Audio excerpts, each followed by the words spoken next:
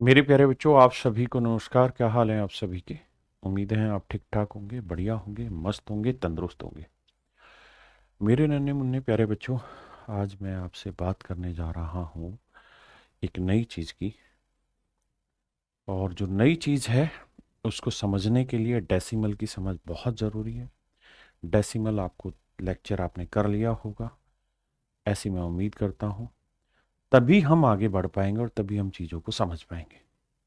तो मेरे प्यारे बच्चों, आप सभी का पुनः स्वागत करता हूं अपनी क्लास में। आप सभी को नमस्कार, गुड मॉर्निंग। तो आइए बढ़ते हैं सवालों पे। मेरे प्यारे बच्चों, मैं जो चीज़ आपको पढ़ाने जा रहा हूं उसका नाम बाद में बताऊंगा क्या पढ़ाने जा रहा हूं, लेकिन पहले पॉइंट समझिए। वॉइस बढ़ा दो पीयूष, वॉइस बढ़ा भाई, बच्चे कह रहे हैं तो। हाँ जी हर्ष जी, आइए। देखिए मेरे बच्चे, एक शब्द आपने सुना होगा, नंबर लाइन। नंबर लाइन, आप कहेंगे हाँ सर हमने नंबर लाइन सुना। हिंदी में इसे कहते हैं संख्या रेखा।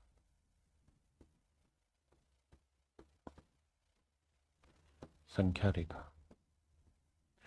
देखिए मेरे दोस्त, इसे पढ़ने के लिए बहुत ज़रूरी है कि हमारी समझ डेसिमल पे बहुत बेहतरीन हो चुकी हो। अगर डेसिमल की समझ नहीं होगी तो हम दिक्कत में आ जाएंगे। ये डेसिमल आपको करा दिया है। डेसिमल पढ़ना ही ज़रूरी है, उसके बिना ये नहीं होगा। नंबर लाइन संख्या रेखा होती क्या है सर? एक ऐसी लाइन होती है जिसपे हम नंबर को रिप्रेजेंट करते हैं। जैसे बस 10 सेकंड, मतलब 2-3 मिनट के अंदर इस पॉइंट को क्लियर करूंगा, नंबर लाइन को, क्योंकि इसके बाद हर एक चीज़ आपको यहीं से रिलेट होगी जीवन में। मेरे बच्चों, कोई भी लाइन होगी तो उसका बीचों बीच वाला जो हिस्सा होता है उसे हम जीरो कहते हैं। इधर पॉजिटिव वैल्यू चलती है, इधर सारी नेगेटिव वैल्यू चलती है। हाँ जी, तो इधर पॉजिटिव वैल्यू चलती है तो जैसे यहाँ +1 आया, यहाँ +2 आया, यहाँ +3 आया, यहाँ +4 आया, एंड सो ऑन। इधर नेगेटिव वैल्यू चलती है, -1, -2, -3, -4, एंड सो ऑन। तो ये होती है नंबर लाइन। नंबर लाइन संख्या रेखा का मतलब ऐसी रेखा जिस पर हम नंबर रिप्रेजेंट कर सकते हैं, दिखाए जा सकते हैं नंबर, वो नंबर लाइन कहलाती है।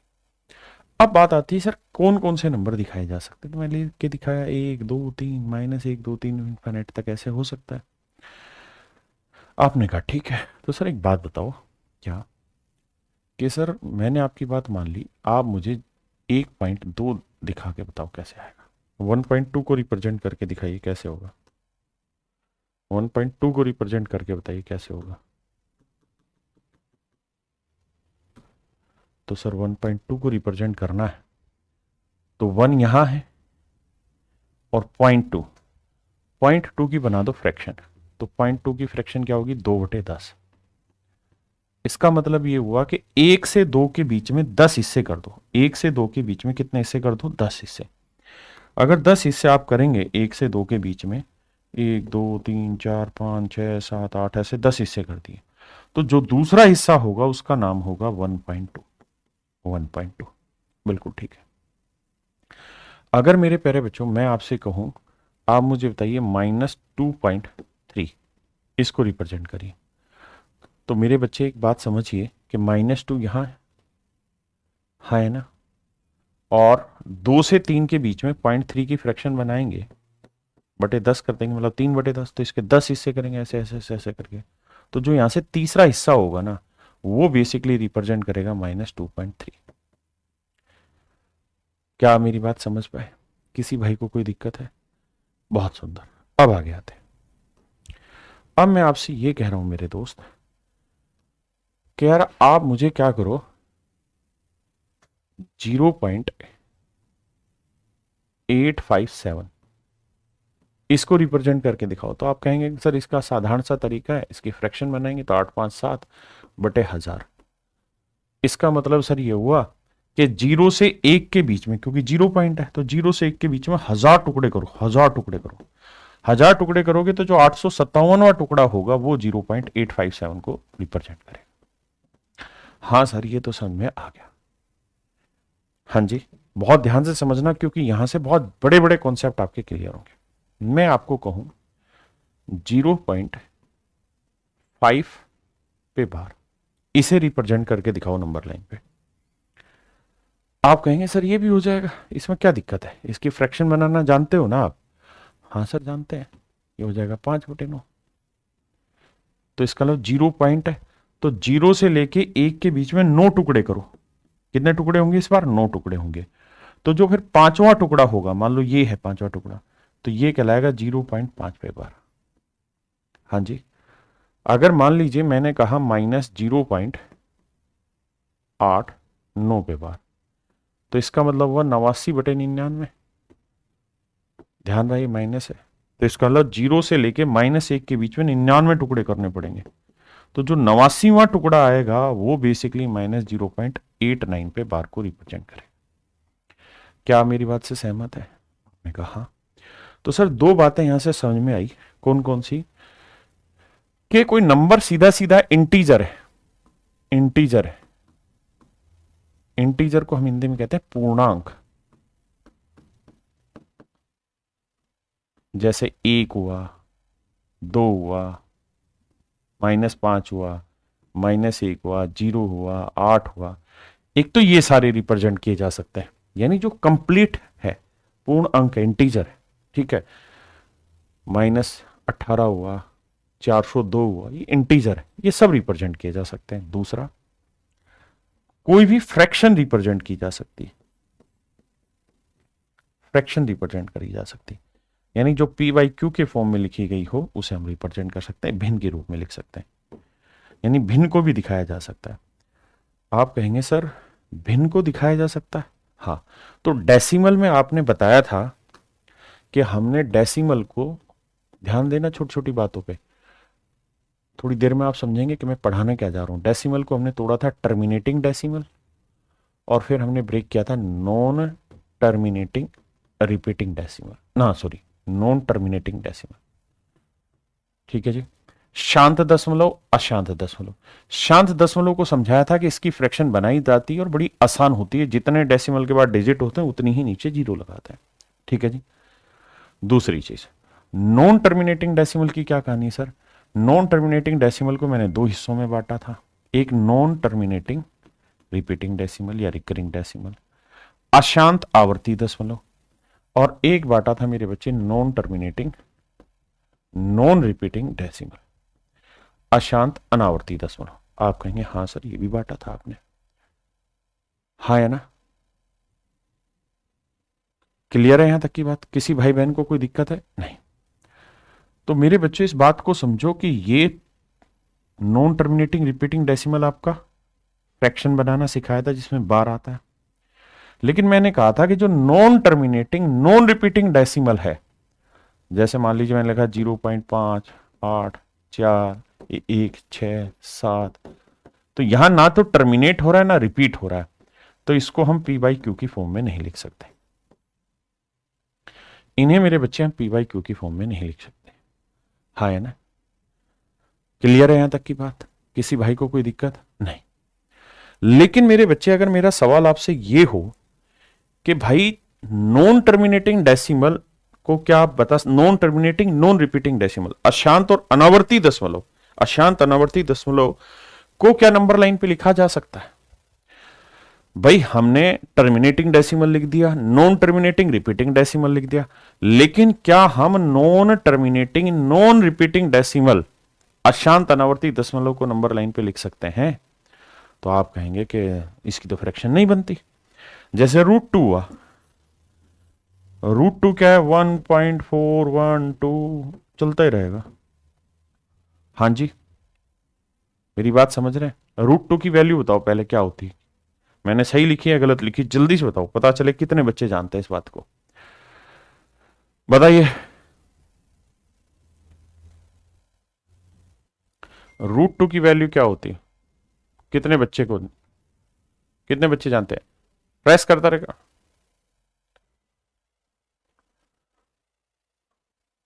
बताओ भाई।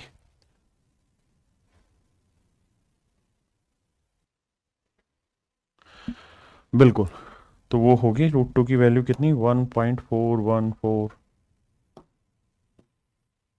और चलती रहेगी। यानी ये बनता है मेरे बच्चे क्या, non terminating, non repeating decimal या रिकरिंग डेसिमल।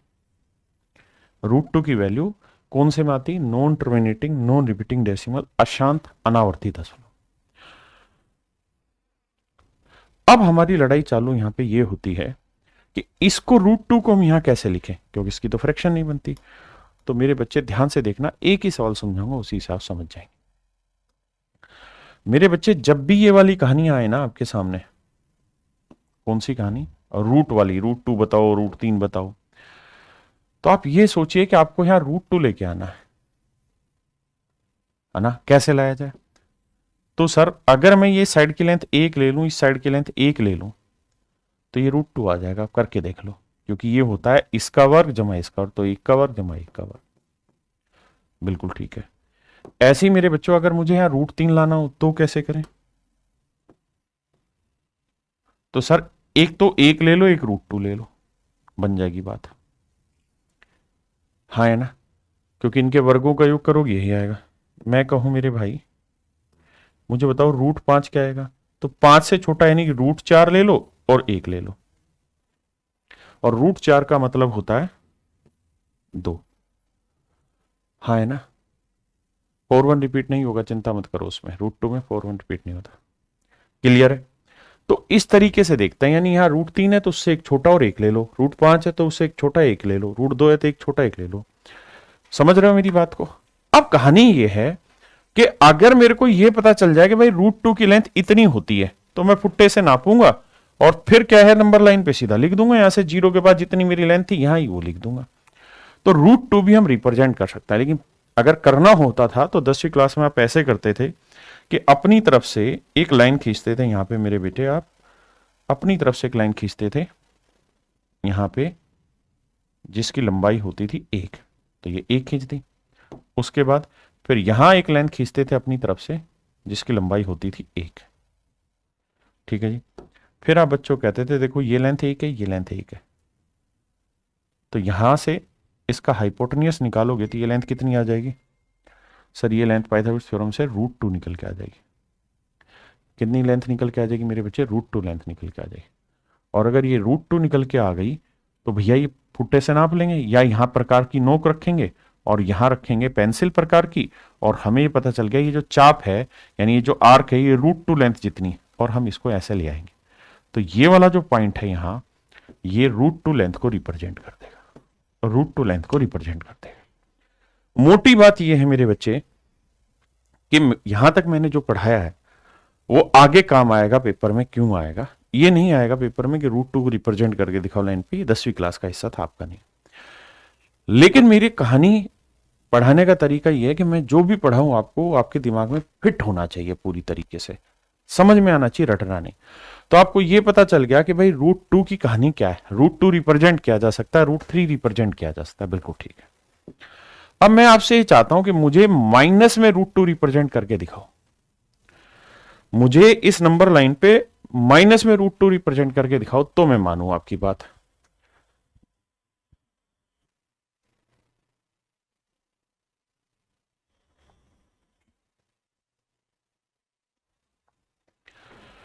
इसे रिप्रेजेंट करें तो मैं मानूं कि आप जिंदा दिल आदमी और मेरे स्टूडेंट हैं।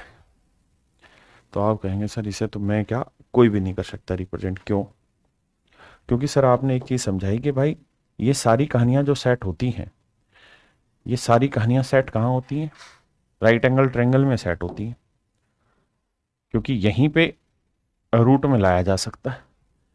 कब, जब आपके पास परपेंडिकुलर हो और बेस हो, तो जो हाइपोटेनियस है उसकी वैल्यू ही आएगी। लेकिन सर एक बात बताना, दो चीजें ध्यान से समझना।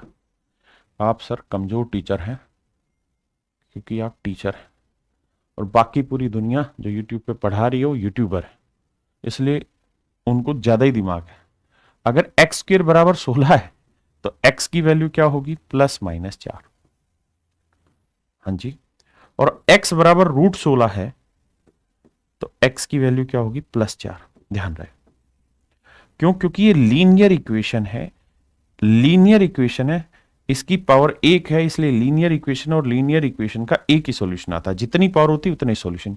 यहाँ क्वाड्रेटिक इक्वेशन है, दो पावर है तो दो सॉल्यूशन आएंगे, एक प्लस एक माइनस। कहानी क्वाड्रेटिक में डिटेल में पढ़ेंगे, अभी नहीं।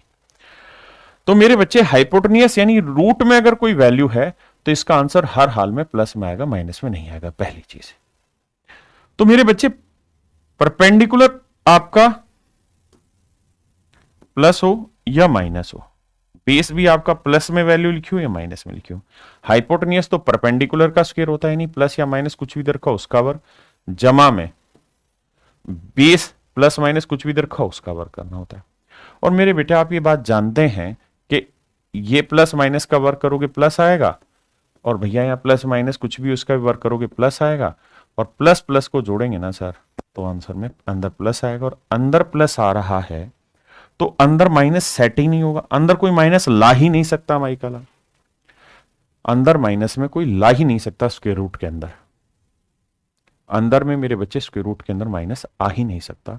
इसका मतलब यह हुआ कि भाई -√2 जब किसी राइट एंगल ट्रायंगल की हाइपोटेनियस वाली साइड बन ही नहीं सकता, यानी ये कोई लेंथ है ही नहीं, possible, not possible, not possible, ये पॉसिबल ही नहीं है, संभव ही नहीं है। और अगर ये संभव ही नहीं है, ये लेंथ ही नहीं है एक्चुअल में, ये एग्जिस्ट ही नहीं करती, तो इसे नंबर लाइन पे लिख कैसे सकते हैं? इसे नंबर लाइन पे लिख कैसे सकते हैं? और अगर हम इसे नंबर लाइन पे नहीं लिख सकते तो यहां से क्लासिफाई होता है क्या कि भैया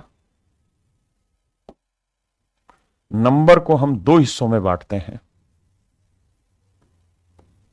संख्या को हम दो हिस्सों में बांटते हैं मेरे बच्चे। एक होता है रियल नंबर, रियल नंबर और वास्तविक संख्या है, वास्तविक संख्या। इसका मतलब है the number that can be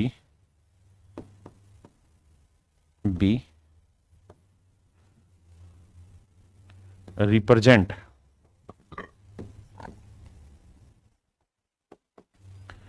on the number line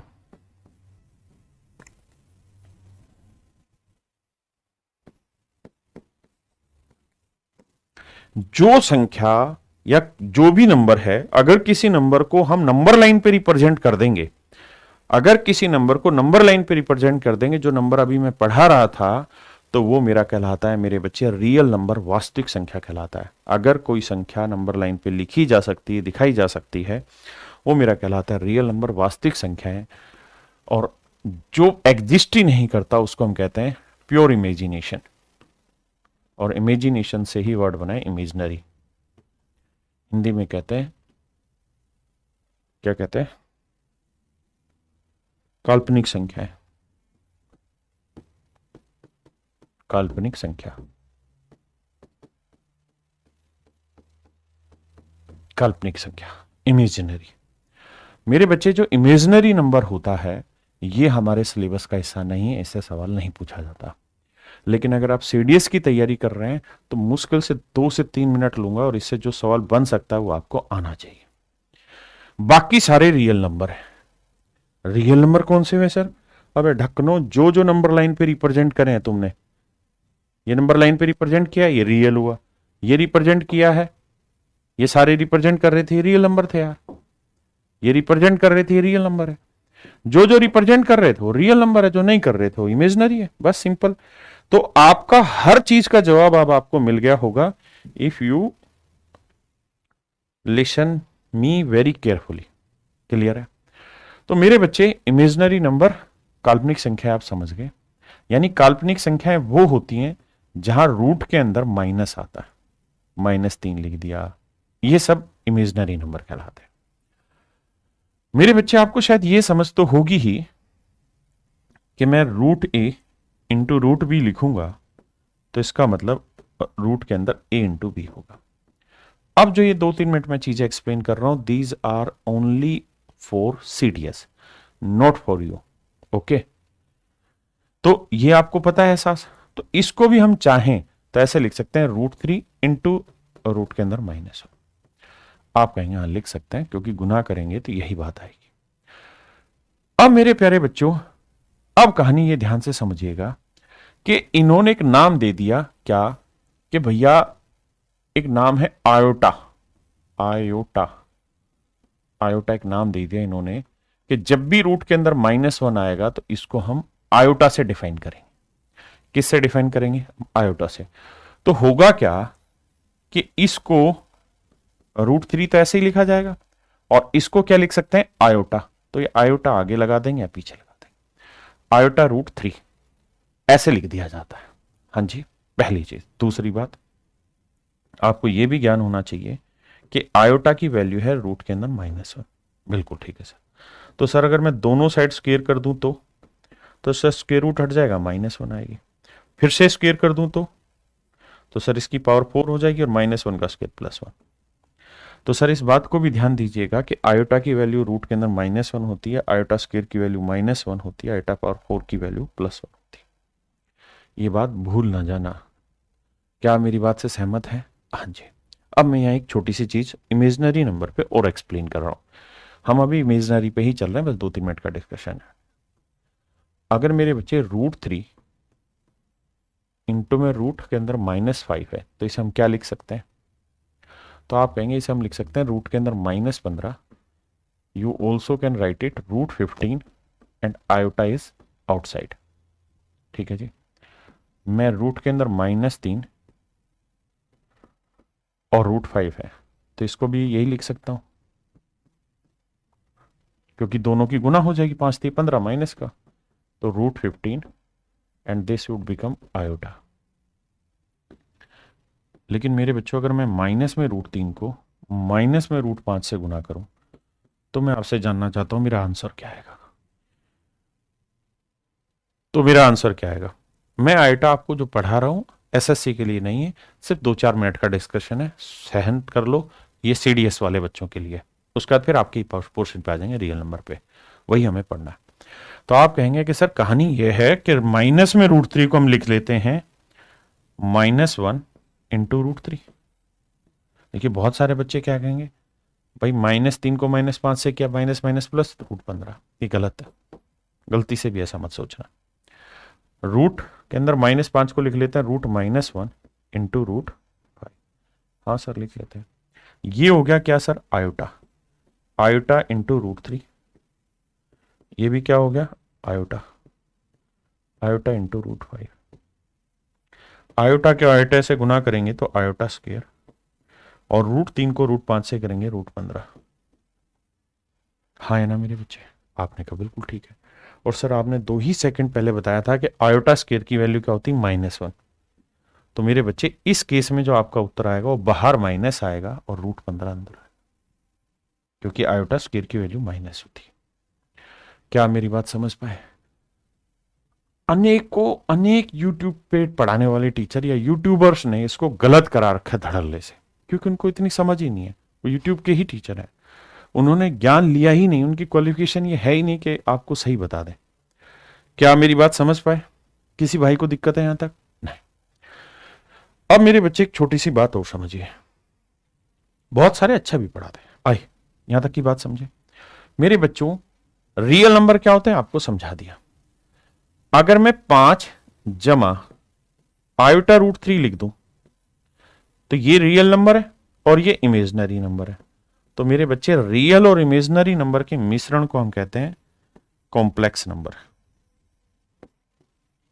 complex number Hindi में कहते हैं सम्मिश्र संख्या। सम्मिश्र संख्या क्या कहते हैं मेरे बच्चे? सम्मिश्र संख्याएं कहते हैं। जब एक वास्तविक संख्या हो और एक इमेजिनरी नंबर हो और उनका बीच का मतलब जोड़ हो, माइनस हो, कुछ भी साइन हो, तो इसे हम कहते हैं, जोड़ो मतलब प्लस माइनस लिख लो यहाँ, तो इसे हम कहते हैं कॉम्प्लेक्स नंबर, सम्मिश्र संख्या। ठीक है जी।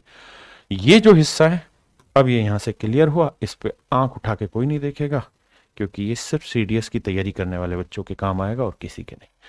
अब इस टॉपिक को हटा देते हैं इमेजिनरी को, और यहां से हम चर्चा शुरू करते हैं एसएससी की और जनरल कंपटीशन की। तो मेरे प्यारे बच्चों, अब आपको समझ में आया होगा कि मैं आपको नंबर लाइन क्यों पढ़ा रहा था, क्योंकि नंबर लाइन के ही थ्रू आप ये समझ पाएंगे कि कौन सा रियल नंबर है और कौन सा इमेजिनरी नंबर है। अदरवाइज तो मैं रटवा देता आपको, और कुछ नहीं। ठीक है जी, आइए मेरे दोस्त, अब हेडिंग डाल लीजिए रियल नंबर को। हर एक छोटी से छोटी बात समझनी है। रियल नंबर, हिंदी में वास्तविक संख्या।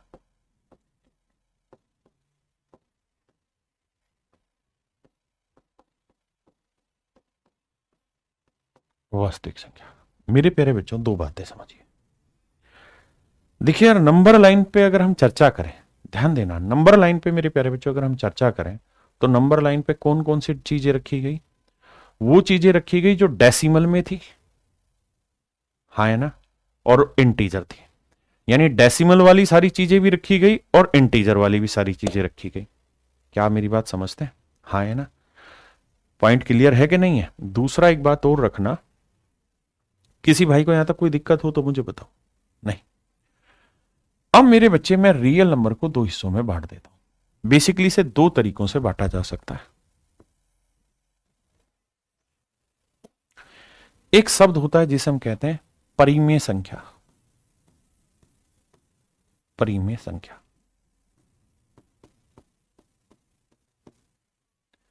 इंग्लिश में बोलते हैं रेशनल नंबर। रेशनल नंबर, परिमेय संख्या। और एक होता है मेरे बच्चे इर्रेशनल नंबर, अपरिमेय संख्या। में संख्या, अपरिमेय संख्या। बहुत काम की चीज है, पेपर में डायरेक्ट सवाल आने। अपरिमेय संख्या, हिंदी में इसे कहते हैं मेरे बच्चे इर्रेशनल नंबर।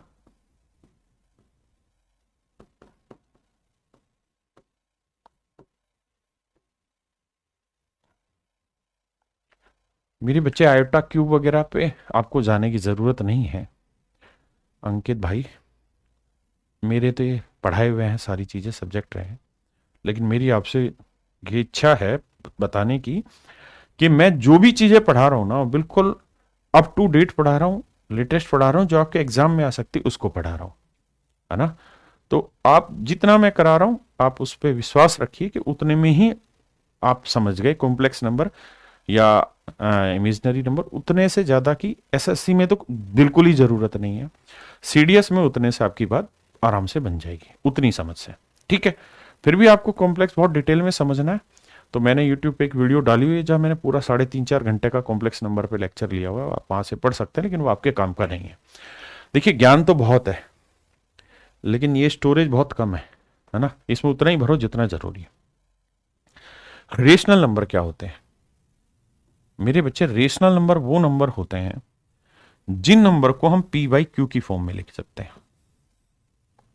यानी जिसे हम भिन्न के रूप में लिख सकते हैं, वो परिमेय संख्याएं कहलाती है।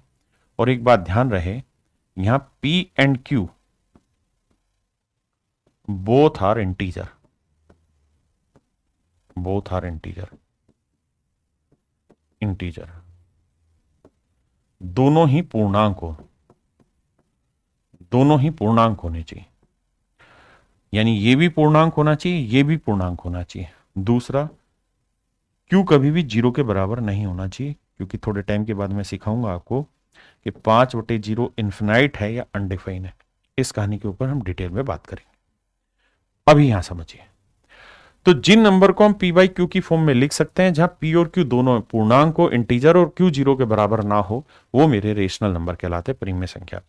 जैसे मैं आपको कहूं √2/7, क्या ये रेशनल नंबर है? तो आपका जवाब होगा नहीं है सर। क्यों? क्योंकि सर ये पी बाई क्यू तो फॉर्म में है, लेकिन पी इंटीजर नहीं है, यानी ये पूर्णांक नहीं है, √2 पूर्णांक नहीं। बहुत बढ़िया। दूसरी बात बताओ सर, अगर आप ये बात समझ गए तो,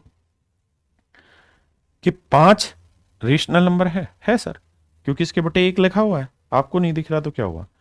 -7 है, हाँ सर बिल्कुल, इसके बटे 1 है तो सही। ठीक है भाई, तो सर ये बताओ 22/7 है। अरे मूर्ख टीचर, खुद ही फ्रैक्शन में लिख दिया, फिर क्यों पूछ रहा है? ये तो है ही रेशनल नंबर, इसमें कहाँ दिक्कत है? ठीक है सर। तो सर एक बात बताओ, आप बहुत समझदार हो, तो ये बताओ सर 0.8, ये तो डेसिमल में, ये रेशनल है? बिल्कुल है भाई, क्योंकि इसको फ्रैक्शन बनाओगे तो 8/10 बन जाएगी, और 8 और 10 दोनों ही पूर्णांक है, कोई दिक्कत नहीं। अच्छा, तो ये बता 0.57 पे बार, ये रेशनल है? बिल्कुल है सर, बिल्कुल है सर, इसमें कोई दिक्कत थोड़ी है। क्यों? क्योंकि इसकी फ्रैक्शन बन जाती है 57/99, और दोनों के दोनों पूर्णांक है, तो दिक्कत नहीं है। और सर माइनस हो तो भी दिक्कत नहीं है, क्योंकि ये इंटीजर होने चाहिए, प्लस माइनस तो होते ही है पूर्णांक में, उससे फर्क नहीं पड़ता। तो ये सारी मेरे प्यारे बच्चों पूर्णांक ना परिमेय संख्या है। अच्छा सर ये बताओ √4 क्या रेशनल नंबर है, परिमेय संख्या है? बिल्कुल है भाई, क्यों है? क्योंकि 4 का वर्गमूल 2 होता है, और इसके बटे कुछ नहीं तो 1 है, तो ये परिमेय संख्या ही तो है। √9 है, बिल्कुल होगा जी। √16 है, बिल्कुल होगा, क्योंकि इसका मतलब 4/1 है, इसका मतलब 3/1 है, बिल्कुल ठीक है। तो सर ये बताओ फिर इरेशनल नंबर कौन से होते हैं? तो इरेशनल नंबर में पहली चीज शामिल होगी नॉन टर्मिनेटिंग, बहुत ध्यान से समझना मेरी बात, non repeating, non terminating, non repeating decimal.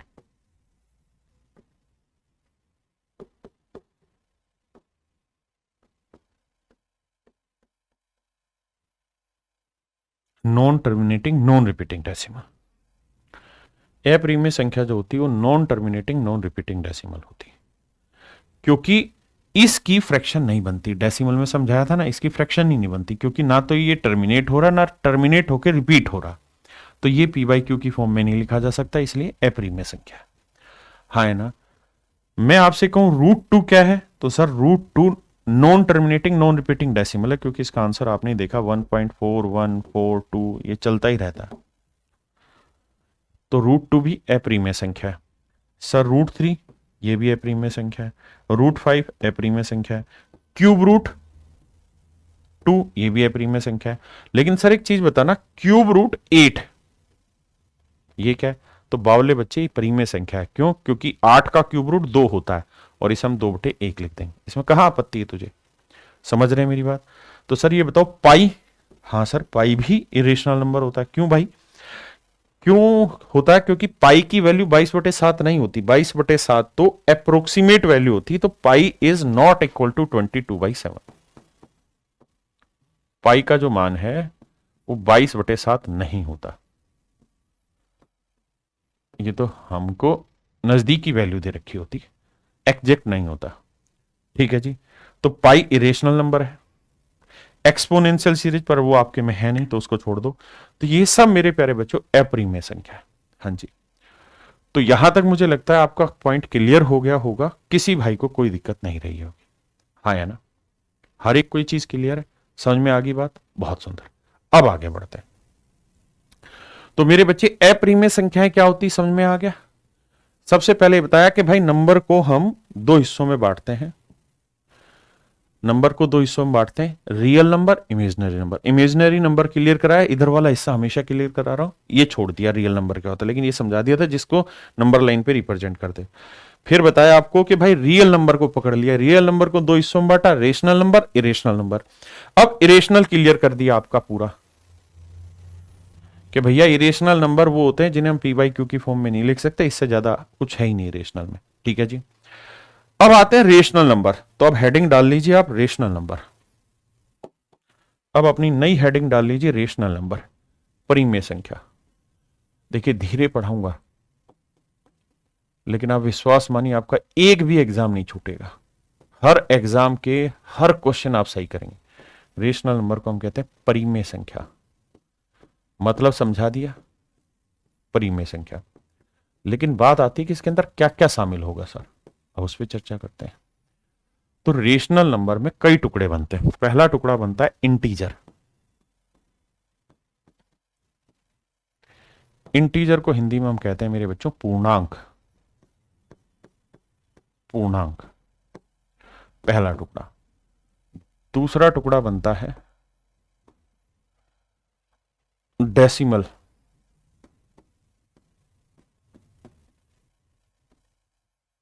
दशमलव,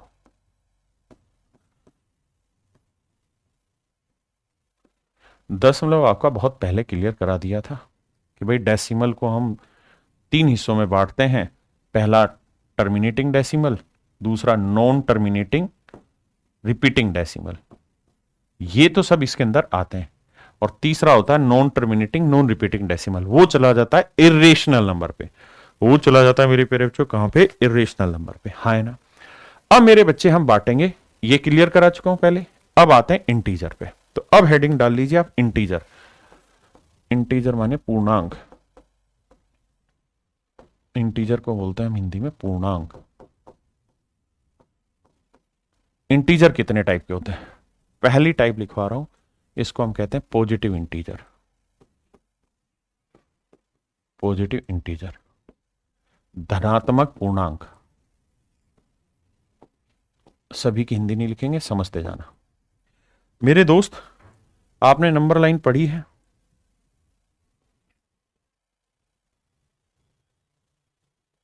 ये चलो,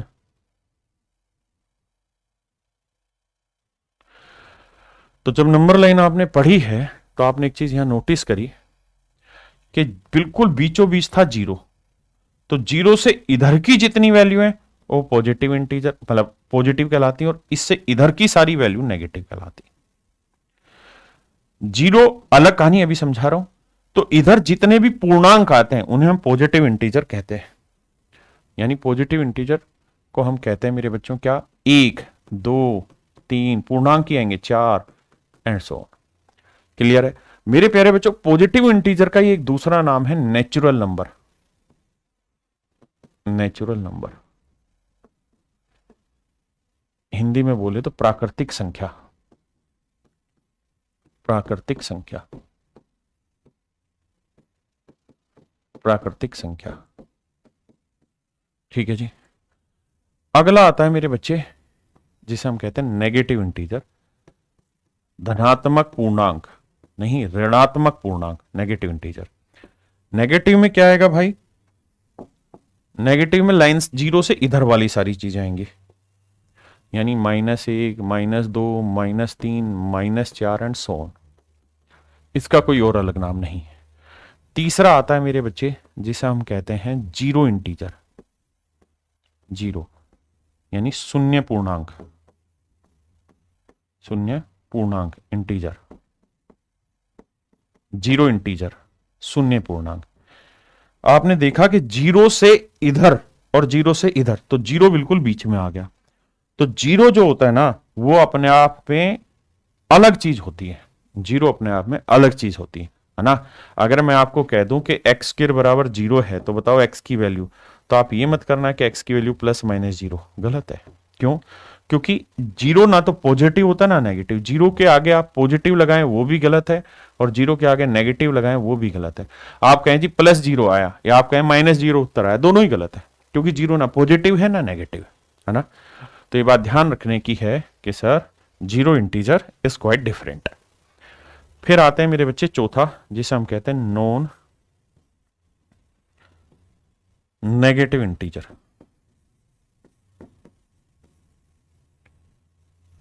गैर ऋणात्मक पूर्णांक, यानी ऐसे इंटीजर जो ऋणात्मक नहीं है, जो नेगेटिव नहीं है। तो मेरे बच्चे बताओ जीरो नेगेटिव है? नहीं है सर। 1 नेगेटिव है? नहीं। 2 नेगेटिव है? नहीं। 3 नेगेटिव है? नहीं। 4 नेगेटिव है? नहीं। तो ये मेरी बात समझ गए। और इसी का एक नाम है मेरे बच्चे जिसे हम कहते हैं पूर्ण संख्या। इंग्लिश में इसे कहते हैं होल नंबर। Whole number. एक एक चीज बिल्कुल क्रिस्टल क्लियर होगी तभी जीवन में कुछ अच्छा कर पाओगे। पूर्ण संख्या, होल नंबर, हाँ है ना, नॉन नेगेटिव इंटीजर कहलाता है। क्या मेरी बात समझ पाए? अगली बात, final and last, non positive integer. Hindi आप समझ गए होंगे, गैर धनात्मक पूर्णांक, यानी ऐसे पूर्णांक जो धनात्मक नहीं है। ऐसे पूर्णांक जो धनात्मक नहीं। तो इसका सर इसका एक बेसिक फंडा है जो पॉजिटिव नहीं है। तो सर पॉजिटिव नहीं है, जीरो पॉजिटिव है, नहीं है तो सर लिखो, हमें तो वो चाहिए जो पॉजिटिव नहीं है, तो जीरो पॉजिटिव नहीं है, -1 पॉजिटिव नहीं, -2, -3, -4, ये सारे वो हैं जो पॉजिटिव नहीं है, इनका अलग से कोई नाम नहीं है। क्या मेरे प्यारे बच्चों यहां तक की बात क्लियर है? कुलदीप बहुत एडवांस लड़का है, कह रहा है जीरो ओड है इवन, इसी नाम पे अपने गाल पे एक जबरदस्त लेवल का चांटा लगा दे। बेटा सिलेक्शन अंग्रेज का नहीं होगा, छात्र का होगा, स्टूडेंट का होगा। स्टूडेंट वो जो पढ़ा रहा हूं उसको ध्यान से सीखता चला जा, तेरे मन के हर सवाल का जवाब दे दूंगा आज ही, चिंता ना कर, ठीक है? तो मेरे बच्चे मैंने इंटीजर पकड़ाया, फिर से अपनी कहानी रिपीट करता हूं ताकि हर एक बच्चे के दिमाग में चीजें क्लियर रहे। सर पहले हमने पढ़ा नंबर, नंबर क्या होते हैं sir? Real number, imaginary number. Imaginary clear कराया, रियल नंबर उठाया, इसके बाद रियल नंबर को 2 हिस्सों में बांटा, रेशनल इरेशनल। इरेशनल क्लियर कराया, फिर रियल नंबर को 2 टुकड़ों में बांटा, इंटीजर और डेसिमल। डेसिमल पहले क्लियर हो चुका है, इंटीजर पकड़ा पूर्णांक, फिर इंटीजर को 5 हिस्सों में बांटा, पॉजिटिव इंटीजर, धनात्मक negative integer, zero integer, non negative, non positive integer. ये सब ध्यान रहे कि पॉजिटिव इंटीजर को ही नेचुरल नंबर कहते हैं, यानी प्रकृति से मिली हुई संख्या है। तो 1, 2, 3, 4 सारी ही पॉजिटिव चीजें प्रकृति से मिली है, नेगेटिव तो हमने बनाई है, जीरो भी भारत नहीं खोजा है ना। अब मेरे बच्चे हेडिंग डाल लीजिए, एक तो इससे कुछ चीजें आएंगी काम आपकी पेपर में, मतलब सारे काम आनी, लेकिन इससे कुछ और भी आगे बढ़ेंगी। और अभी हेडिंग डाल लीजिए पॉजिटिव इंटीजर, अब इसको एक्सप्लेन कर रहा हूं। पॉजिटिव इंटीजर, धनात्मक पूर्णांक, अब इसके टुकड़े कर रहे हैं, इसी को हम कहते हैं प्राकृतिक संख्या, तिक संख्या। देखिए अगर मेरे हिसाब से चलेंगे तो हर चीज क्लियर हो जाएगी, नेचुरल नंबर। अगर आप बीच बीच में टांग अड़ाएंगे, इवन क्या हुआ, ओड क्या हुआ, फलाना क्या हुआ, तो क्या होगा कि मैं भी बीच में उलझ जाऊंगा और आप भी उलझ जाओगे, है ना बेटे? तो पहले जन्म लिया, उसके बाद फिर धीरे धीरे धीरे धीरे गर्दन कंट्रोल में आएगी, फिर बैठना चालू होगा, फिर लेटना चालू होगा, फिर धीरे धीरे गुडलिया चलोगे, फिर किसी चीज को पकड़ के चलोगे। तुम पैदा हुए नहीं हो, पहले भागना चाह रहे हो, तो वो बेटा संभव नहीं है। आइए, तो सबसे पहले ये ध्यान में आया कि पॉजिटिव इंटीजर होते कौन से हैं? 0, 1। क्या ठीक लिखा मैंने 0? सर गलत लिखा, 0 पॉजिटिव नहीं होता। साफ सुथरी बात समझा करो सर, बावले ना बना करो। 1, 2, 3, 4, 5, 6 and so on sir. Sir ये पॉजिटिव इंटीजर है, इन्हीं को हम नेचुरल नंबर कहते हैं। अब मेरे बच्चे मैं इसी के टुकड़े कर रहा हूं, दिल के टुकड़े टुकड़े करके मुस्कुरा के चल दिए। प्रियांशु पूछ रहा है सीडीएस बेटर है या एसएससी? मेरे भाई दोनों ही अपने आप में मस्त है, सीडीएस जबरदस्त है। आइए, मैं सीडीएस जबरदस्त इसलिए बोल रहा हूं क्योंकि मैंने एसएससी में सिलेक्शन ले लिया, एक्साइज इंस्पेक्टर की पोस्ट में मैं सिलेक्टेड हूं, लेकिन मैंने सीडीएस का एग्जाम कईयों बार क्वालिफाई किया, लेकिन मेरा जो इंटरव्यू होता है जिसे हम एसएसबी जो होता है वो क्लियर नहीं हुआ। तो सीडीएस लाख गुना बेहतर है, जीवन जीने के नए आयाम मिलते हैं। एसएससी भी बहुत बेहतर है। आइए, जो चीज पाली जाती है वो छोटी लगती है, इसलिए ऐसा। तो पॉजिटिव इंटीजर को जब हम ब्रेक करेंगे तो सबसे पहले हम ब्रेक करेंगे किसमें? इवन नंबर में। इवन नंबर पहला टुकड़ा, ठीक है भैया? क्या होता है इवन नंबर? सम संख्या। देखिए सिस्टम से चलेंगे तो ही सारे डाउट दूर होंगे। हम टुकड़े कर रहे हैं किसके? पॉजिटिव इंटीजर के। पॉजिटिव इंटीजर कहां है? 1, 2, 3, 4, 5, 6, ये हाँ है ना? बहुत शांति से सुन लेना मेरी बात, पॉजिटिव इंटीजर के टुकड़े कर रहे हैं, ठीक है? मेरा एसएसबी 19 फरवरी। कमाल जी, बिल्कुल स्वागत रहेगा आपका, सिलेक्शन लेने के बाद आना। या ये पॉजिटिव इंटीजर के टुकड़े कर रहा हूं मैं, नेगेटिव के नहीं कर रहा हूं, तो ध्यान रखना। अब अगली बात पे, इवन नंबर सम संख्या। अब कहानी को आगे बढ़ाते हैं। इवन नंबर क्या होते हैं? जब नंबर 2 से भाग हो जाए, 2 से भाग हो, यानी number when divided by 2 it is even number. 2 से कौन कौन सा नंबर भाग हो रहा है? 2 भाग हो रहा है, 4 भाग हो रहा है, 6 भाग हो रहा है, 8 भाग हो रहा है, 10 भाग हो रहा है, एंड सो ऑन। अब आपका सवाल होगा जीरो भी तो भाग हो रहा है। अरे खसम, रुक तो जाओ, जीरो भी समझा दूंगा, लेकिन अभी तो मैं पॉजिटिव इंटीजर की चर्चा कर रहा हूं। वो शुरुआती 1 2 3 4 5 6 से होते हैं, तो सारी कहानी समझाएंगे, थोड़ा वक्त तो ले दो। अगली बात, सर ऑर्डर इंटीजर नहीं समझाएंगे क्या? वो भी समझा रहे हैं भैया, विषम ओड नंबर। मेरे बच्चे, ओड नंबर विषम संख्या वो होती है जो सम नहीं होती, यानी जो दो से डिवाइड ना हो। जो नंबर दो से डिवाइड यानी भाग ना हो, ना हो। ठीक है जी, जैसे 1 3 5 7 9 11 एंड सो। बहुत सुंदर सर, बात पल्ले पड़ गई। ठीक है सर, अब 3 नंबर लिखो यहीं से। इवन ओड ब्रेक कर दिया, अब 3 पे आ जाओ। एक होता है sir prime number,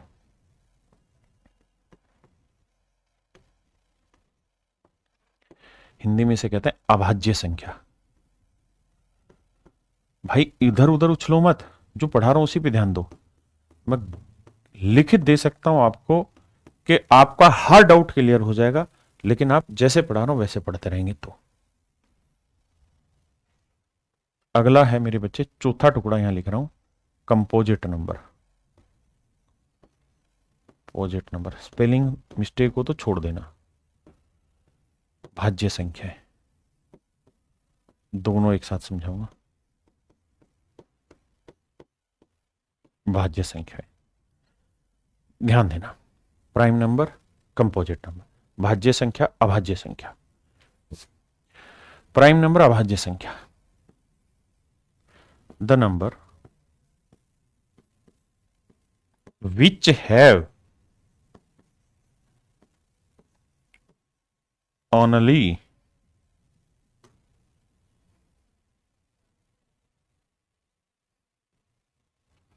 the number which have only two different factor, two different factor, factor, one factor is 1 and other is the number itself, itself। ध्यान देना क्या कहा मैंने, कहा कि देखिए कुछ हिंदी में लिखवाऊंगा, कुछ इंग्लिश में लिखवाऊंगा, ये अरिथमेटिक का ही हिस्सा है। आइए, अभाज्य संख्या प्राइम नंबर, ऐसी संख्या द नंबर जिसके हम केवल दो ही टुकड़े, दो ही गुणनखंड कर सकते हैं। एक गुणनखंड एक होगा, दूसरा गुणनखंड वो संख्या खुद होगी। यानी ऐसी संख्या जिसके केवल और केवल दो ही गुणनखंड हो, दोनों के दोनों डिफरेंट हो, उनमें एक गुणनखंड एक हो और एक गुणनखंड वो नंबर खुद हो। तीन चीजें बड़ी जरूरी हैं जो आपको यहां ध्यान देनी चाहिए। Only two different factors, one and number itself. अब बात आती है सर ये फैक्टर नया शब्द आया, फैक्टर समझाओ। तो मेरे बच्चे, एक शब्द होता है फैक्टर, जिसे हम कहते हैं गुणन खंड, यानी जिसके टुकड़े टुकड़े कर दिए, टुकड़ा टुकड़ा। और एक होता है मल्टीपल, मल्टीपल, मल्टीपल को कहते हैं गुणज, यानी जो गुणा करके आगे बढ़ता जा रहा हो। ठीक है, जैसे मान लीजिए मेरे बच्चे, मैं आपको कहूं कि भाई 6 के फैक्टर बताओ कितने, तो मतलब 6 के कितने टुकड़े हो सकते हैं। मतलब देसी भाषा में कहें तो 6 किस किस से भाग जाएगा, तो 1 से भाग जाएगा, 2 से भाग जाएगा, 3 से भाग जाएगा, 6 से भाग जाएगा। 6 इन्हीं टुकड़ों से भाग जाएगा, बहुतों से जाएगा ना सर, इनों से। तो जिनसे 6 डिवाइड होगा मेरे प्यारे बच्चों, जिनसे 6 भाग होगा, ये इसके फैक्टर कहलाएंगे। हाँ जी, हमेशा ध्यान रखना, नंबर ऑफ फैक्टर जो होते हैं, नंबर ऑफ फैक्टर जो होते हैं, नंबर ऑफ फैक्टर हमेशा गिने जा सकते हैं, फाइनाइट होते हैं, फाइनाइट होते हैं, निश्चित होते हैं, निश्चित होते हैं, निश्चित होते हैं, नंबर ऑफ फैक्टर हमेशा फाइनाइट होते हैं, निश्चित होते हैं मेरे बच्चे, ध्यान देना। जबकि मल्टीपल जो होते हैं, गुणज, गुणज का ना पहाड़े, देसी भाषा में बोल लिख देते हैं क्योंकि हम तो देसी आदमी हैं। पहाड़े, टेबल जिसे हम इंग्लिश में कहते हैं, टेबल जैसे 6 एकम 6, 6 दूनी 12, 6 ती 18, 6 चौक 24, 6 पंजे 30, ये होते हैं टेबल। और ये चलती रहती है, अनंत तक होते हैं, इन्फिनाइट होते हैं। तो दो बातें समझाई, फैक्टर क्या होते हैं, मल्टीपल क्या होता है। फैक्टर हमेशा गिने जाएंगे, है ना, और मल्टीपल हमेशा इन्फिनाइट होते हैं, इस बात का ध्यान है, अनंत होते हैं। दो बात समझ में आई। तो यहां मैंने लिखवाया कि प्राइम नंबर वो नंबर होते हैं जिसके टुकड़े हों, लेकिन दो ही टुकड़े हों, और वो दोनों टुकड़े अलग अलग होने चाहिए, एक टुकड़ा एक टुकड़ा वो नंबर खुद। मैं कहूं कि मेरे बच्चे बताओ कि दो जो है वो प्राइम नंबर है या नहीं? बिल्कुल है सर, क्योंकि दो के दो ही टुकड़े हैं, एक और एक दो, दोनों अलग हैं, और एक नंबर एक है और एक खुद है, तो दो प्राइम नंबर हुआ। तीन भी प्राइम नंबर हुआ। चार प्राइम नंबर है? नहीं सर, चार के दो टुकड़े नहीं, तीन होते हैं, एक दो चार, यानी चार किस किस से भाग जा रहा है, तीन संख्याएं आ गई, तीन आ गई, तो मेरे बच्चे ये प्राइम नंबर नहीं होगा। पांच, पांच एक और पांच से ही भाग जाता है, प्राइम होगा। सात भी प्राइम होगा। नौ सर, नौ प्राइम नहीं होगा क्योंकि एक तीन और नौ से भाग जाता है, गड़बड़ है सर। फिर सर 10 भी नहीं होगा, 11 होगा, ऐसे ही चलते रहेंगे। बिल्कुल ठीक बात है, ये होते हैं सर प्राइम नंबर। अच्छा सर ये बताओ एक प्राइम नंबर है कि नहीं? नहीं सर, एक प्राइम नंबर नहीं। क्यों? क्योंकि एक के तो टुकड़े हजार हुए, कोई यहां गिरा कोई वहां गिरा, एक के तो एक गुना एक एक एक, एक कितनी बार भी कर लो। हाँ सर, और मैंने क्या बताया कि दो ही टुकड़े हो, दोनों डिफरेंट हो, तो एक के दो अलग अलग टुकड़े नहीं होते। समझ रहे हैं मेरी बात? एक को हम प्राइम नंबर की कैटेगरी में नहीं डालते। अगर आपसे पूछे smallest prime number, smallest prime number, prime number सबसे छोटा प्राइम नंबर क्या है? तो दो है। ओनली इवन प्राइम नंबर, यानी केवल एक ही प्राइम नंबर ऐसा है जो सम है, इवन प्राइम नंबर, वो भी मेरे बच्चे दो। यानी दो इकलौती ऐसी अभाज्य संख्या है, ध्यान दे, दो इकलौती ऐसी अभाज्य संख्या है जो प्राइम भी है और सम भी है, प्राइम भी और सम भी। अदरवाइज अदरवाइज इसके अलावा every prime number is odd, इसके अलावा जितने भी प्राइम नंबर होंगे वो सारे विषम होंगे। ध्यान देना इन शब्दों को, क्योंकि नी पे सवाल बनेंगे। यानी जितने भी प्राइम नंबर, उसमें केवल इकलौता एक ही ऐसा प्राइम नंबर है जो इवन है, और उसका नाम है दो। ठीक है जी, दो के अलावा जितने भी प्राइम नंबर है वो हर हाल में 100% ओडी होते हैं, बात ध्यान रहे, इसमें कंफ्यूजन नहीं होगा। पॉइंट क्लियर है? अब आते हैं कंपोजिट नंबर क्या हो, भाज्य संख्या क्या हुई। इसको हिंदी में लिखवाता हूं, जिसके दो से अधिक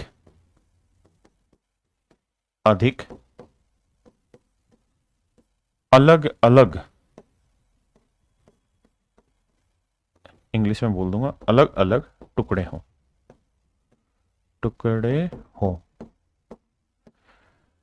मेरे बच्चे। The number which have more than two different factors, the number which have more than two different factors, जैसे 4 हुआ, 6 हुआ, 8 हुआ, 9 हुआ, 10 हुआ, 12 हुआ, 15 हुआ, ये सारे के सारे क्या है मेरे बच्चे? कंपोजिट नंबर है, क्योंकि इनके दो से ज्यादा टुकड़े।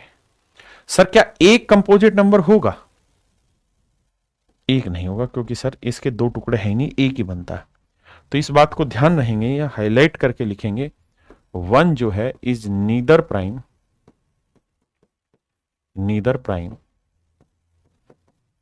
नोर कंपोजिट।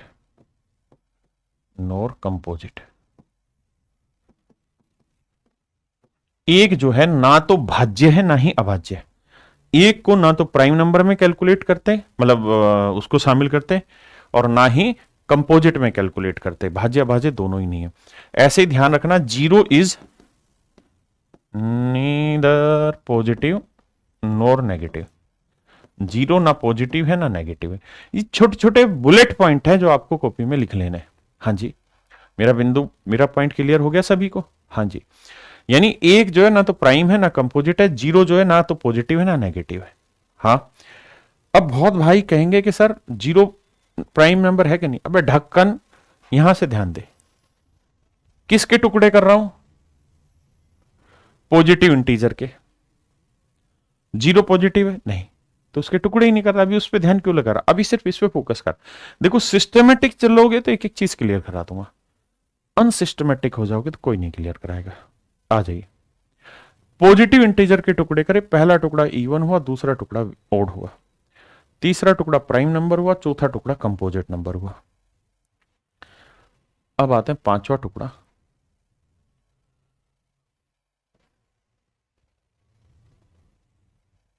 बिल्कुल प्यार से एक एक छोटी से छोटी बात समझा के चलो।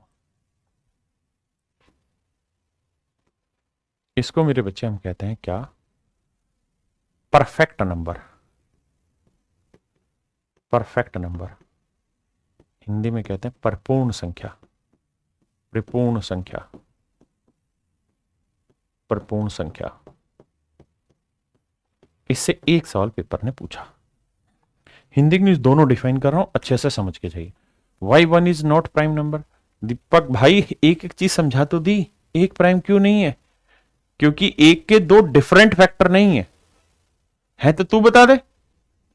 अरे मेरे बेटा इस बात को क्यों नहीं समझ रहा कि मैं एक एक चीज क्लियर कर रहा हूं शुरुआत में? तो जो शुरुआत में क्लियर कर रहा हूं उसको शुरुआत से ही समझो, ध्यान से खोपड़ी खोल के, तभी तो बात पल्ले पड़ेगी। परफेक्ट नंबर, परिपूर्ण संख्याएं क्या होती है? इसको एग्जाम्पल से समझाता हूं, लैंग्वेज में नहीं। भाई ये बताओ, चार के फैक्टर करो, एक दो चार, यानी चार किस किस से भाग जाएगा? छह के फैक्टर करो, एक दो तीन छह। आठ के फैक्टर करो, किसी के भी कर लो, एक दो चार आठ। 12 के करो, एक दो तीन चार छः 12, ऐसे ही। 16 के करो, एक दो चार आठ 16, यही वे सर, बिल्कुल ठीक है। ऐसे ही मेरे को 28 के करो, 28 किससे भाग हो रहा है? एक से, दो से, चार से, 7 से, 14 से और 28। अब यहीं से समझना, इसी से समझा दूंगा, क्लियर हो जाएगा आपको पॉइंट, ठीक है। वन कंपोजिट तो भी सारे फैक्टर हैं। अब फिर से समझना उस बात को, इस क्लास के बाद समझना, अभी तुम पकड़ नहीं पा रहे हो जो मैं कहना चाह रहा हूं। मेरे प्यारे बच्चों, मैं कहना क्या चाह रहा हूं उस बात को सुनना। मैं कहना आपको ये चाह रहा हूं कि किसी भी नंबर के आप फैक्टर निकालें तो जितने भी फैक्टर बने उसमें एक नंबर तो उनका खुद भी, मतलब वही फैक्टर, जैसे 6 का एक फैक्टर तो 6 खुद भी होगा। आप कहें बिल्कुल सही है सर, 6 का एक फैक्टर खुद होगा 6, 8 का भी एक फैक्टर 8 होगा, 12 का भी एक फैक्टर 12 होगा सर, इसमें कोई दो राय नहीं। हाँ है ना? ऐसे ही सर 16 का एक फैक्टर 16 होगा, इसमें कोई दो राय नहीं, बिल्कुल ठीक बात है सर। ऐसे ही 28 का एक फैक्टर 28 खुद होगा, इसमें तो सर बात समझ में आती है, हर नंबर का एक फैक्टर वो खुद होता है। सर अब मैं ये कह रहा हूं कि किसी भी नंबर के जब आप फैक्टर निकालें, किसी भी नंबर के जब आप फैक्टर निकालें तो एक फैक्टर तो वो नंबर खुद होगा, तो बाकी जितने फैक्टर बच गए इनका जोड़ करके देखें, 2 और 1 3, क्या वो इसके बराबर है? नहीं, तो ये परफेक्ट नंबर नहीं है। यहां देखें 3 2 5 और 1 6, इनका जोड़ 6 के बराबर आ गया है, तो ये परफेक्ट नंबर है। यहां जी 4 2 6 और 1 7, क्या जोड़ बराबर आया 8 के? नहीं, परफेक्ट नंबर नहीं है। 1 2 3 3 6 4 10 6 16, क्या बराबर आया 12 के? नहीं। यहां देखो 1 और 2 3 और 4 7, 7 और 8 15, 15 क्या 16 के बराबर है? नहीं, तो ये परफेक्ट नंबर नहीं है। यहां देखो 1 और 2 3, 3 और 4 7, 7 और 7 14, 14 और 14 28, तो 28 के बराबर आ गया। हाँ, तो मेरे प्यारे बच्चों ये परफेक्ट नंबर कहलाते हैं। देखिए कुछ चीजें महसूस करोगे ज्यादा बढ़िया समझ में आएगी, बजाय कि मैं लिखूं। कुणाल करा एक कंपोजिट, उसके बहुत सारे फैक्टर, हरामखोर, गोली मार दी जाएगी पाकिस्तान में होता तो। डेफिनेशन में साफ साफ लिखवाया है, कंपोजिट नंबर वो होते हैं जिनके more than 2 different different factor हो। एक के अलग अलग फैक्टर तो बता, बोलना भाई, एक के फैक्टर तो बता, तू तो अलग अलग। बात मेरी समझ में आई? अब ये बताओ कितने बच्चे ऐसे हैं आयोटा क्यूब नहीं बता? अरे हराम खोर, ना स्पीड दिया तुमने भाई, समझते नहीं हो बात को यार। आयोटा का क्यूब तुम्हें जानने की जरूरत नहीं, बता देता हूं अभी 2 सेकंड को। इतनी बात बताओ कितने बच्चों को ये क्लियर है? लेट मी नो, कितने बच्चों को ये पॉइंट क्लियर है?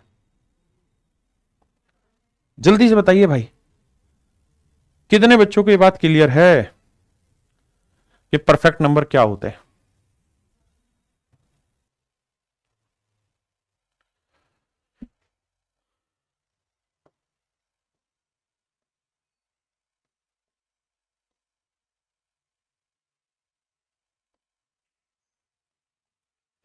मेरे नन्हे मुन्ने बच्चों, ये लिस्ट में लिख रहा हूं, इस लिस्ट को घोटा मार लेना है, पी लेना है। इससे एक ही सवाल पेपर में आया था और 4 ऑप्शन दिए थे और पूछा था इनमें से कौन सा परफेक्ट नंबर है, परिपूर्ण संख्या है। और दिक्कत ये हो गई वहां पे कि परिपूर्ण संख्या पेपर में निकालना बहुत मुश्किल हो जाएगा, क्योंकि पहली बात तो बड़े नंबर होते हैं तो उनका हमें क्या निकालना पड़ता है, फैक्टर। फिर उस नंबर को छोड़ के बाकी फैक्टर्स का जोड़ निकालना, फिर देखना कि वो इक्वल है या नहीं, और 4 ऑप्शन में से एक छांटना, मतलब 4 सवाल हो जाता है, तो बड़ा लेंदी हो जाता है। अदरवाइज मैं आपको रटने को कभी कुछ नहीं कहता हूं। तो मैंने आपको ये सिंपल समझाया कि भाई 6, 28, 496 और 8128 ये 4 परफेक्ट नंबर है। ऐसे परफेक्ट नंबर और भी हैं, है ना। 52 परफेक्ट नंबर अभी तक खोजे जा चुके हैं, बट उस पर जाने की जरूरत नहीं है ना, वो हमारा हिस्सा नहीं है। बस ये 4 याद रख लोगे तो परफेक्ट नंबर की कहानी आपके हाथ में आ गई, बात खत्म। क्लियर है मेरे बच्चे? देखिए यार मेरे दोस्तों, आप इतनी बात को बहुत बढ़िया से पढ़ के आइए, क्योंकि कल मैं अगला जो टुकड़ा करूंगा ना इसमें, वो टुकड़ा करूंगा किसका, प्राइम नंबर का। क्योंकि कंपोजिट आपको समझ में आ गया होगा, कंपोजिट में कुछ नहीं था, कंपोजिट में कुछ खास नहीं था। प्राइम नंबर है, प्राइम नंबर में रिलेटिव प्राइम नंबर, को प्राइम, ट्विन प्राइम, फलाना प्राइम, दिकड़ा प्राइम। कल सारे प्राइमों के साथ खेल खेलेंगे। तो आज के लिए इतना ही, धन्यवाद आप सभी को, बहुत बहुत नमस्कार। दूसरी चीज ये भी ध्यान रखें कि डेसिमल का चैप्टर ऑलरेडी हो चुका है, जिन्होंने नहीं पढ़ा दोबारा से पढ़ें। मैं एक बार फिर से देखता हूं, रिकॉर्डेड दोबारा आपको प्रोवाइड कराता हूं। धन्यवाद आज के लिए।